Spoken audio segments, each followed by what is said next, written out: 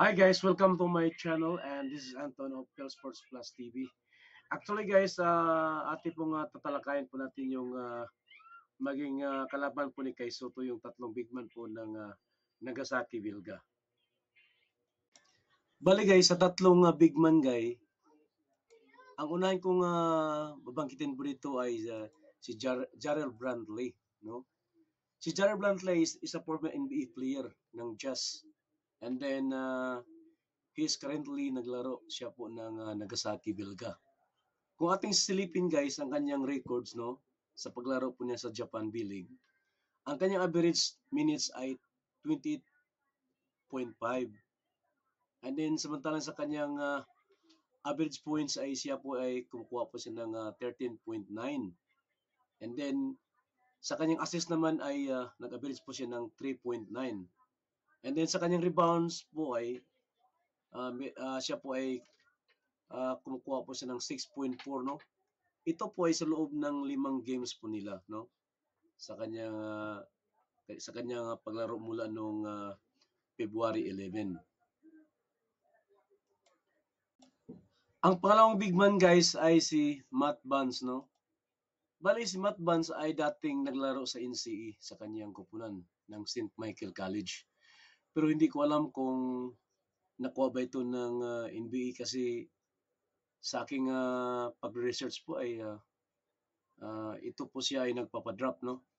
Pero hindi ko alam kung ito ba'y pinalad na maglaro sa NBA. But anyway guys, so as per naman sa kanyang record sa Japan B-League, so sa kanyang average minutes ay meron po siyang 28.7 sa bawat laro niya. And then sa kanyang average points, siya po ay kumukuha ng 15.2.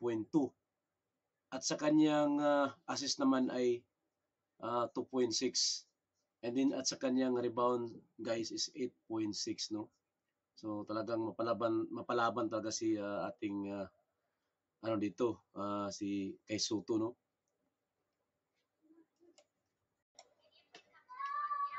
Itong si pala guys, si Matt Barnes ay nagiging po pala to, nagiging MVP po no nung 2022 season ng Japan B-League.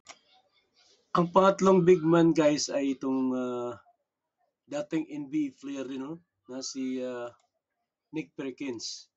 So actually, ito ay naglaro po siya ng Lakers no. At palipat-lipat to sa ibang mga kupunan ng NBA no.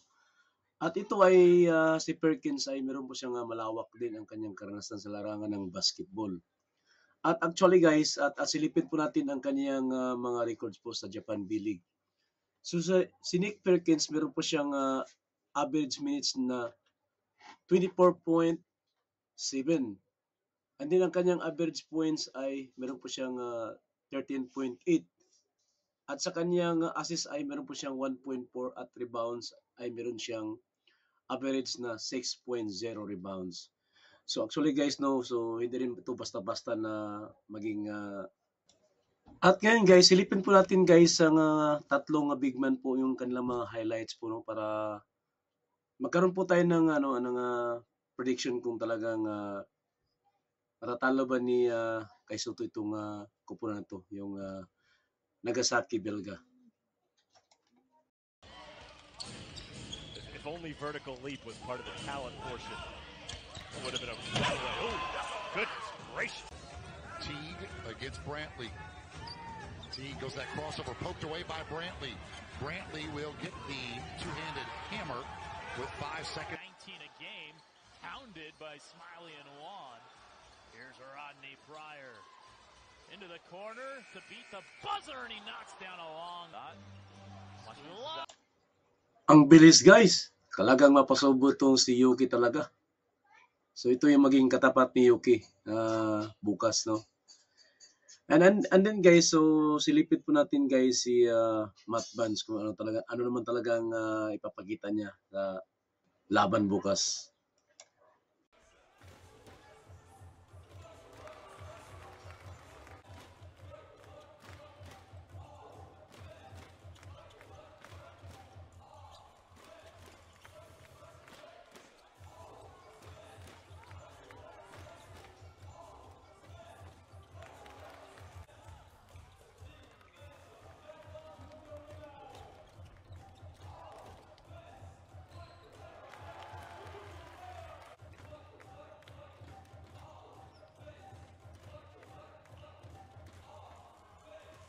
step back. Bobby Jack knocks it down. 9-point lead for the Kings. Perkins spinning. Perkins with a basket. Perkins, strong move. Very strong move. Matthias quickly to Perkins. He's open. Swish. Oh, man. Perkins. Big man, showing you a lot. He had touch earlier, a little jab step, pulls up for the mid-range jump shot. Now the three, and you know what he does inside with that big body. Perkins, and another strong move. And so how about that? A three, showing his perimeter game, and then showing the ability to put it on the floor and get to the hole. He's showing